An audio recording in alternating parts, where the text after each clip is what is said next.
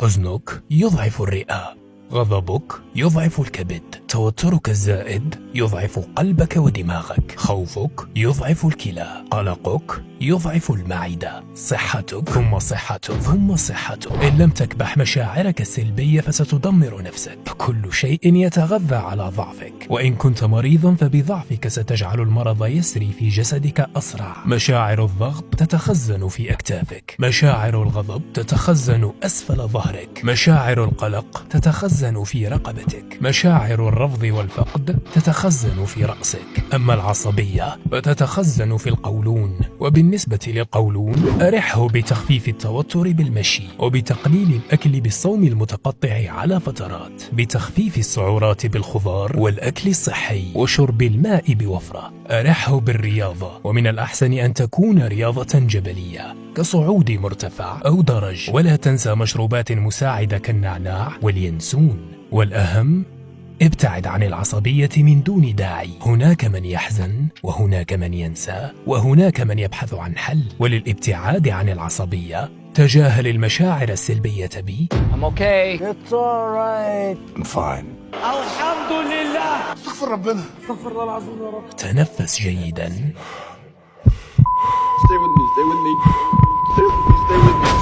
Stay with me. مثلما تعمل تخطي للإعلانات المزعجة، تخطى العصبية المؤذية.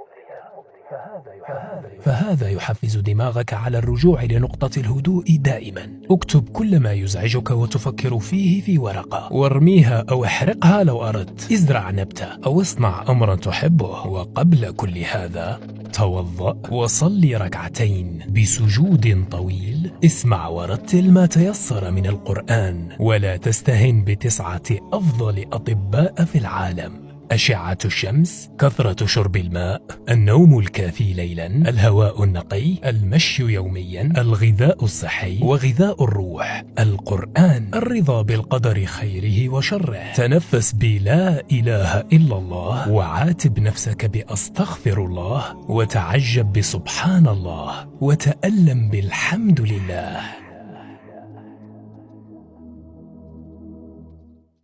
حزنك يضعف الرئة، غضبك يضعف الكبد، توترك الزائد يضعف قلبك ودماغك، خوفك يضعف الكلى، قلقك يضعف المعدة، صحتك ثم صحتك ثم صحتك. إن لم تكبح مشاعرك السلبية فستدمر نفسك. كل شيء يتغذى على ضعفك، وإن كنت مريضا فبضعفك ستجعل المرض يسري في جسدك أسرع. مشاعر الضغط تتخزن في أكتافك، مشاعر الغضب تتخزن أسفل ظهرك، مشاعر القلق تتخزن في رقبتك، مشاعر الرفض والفقد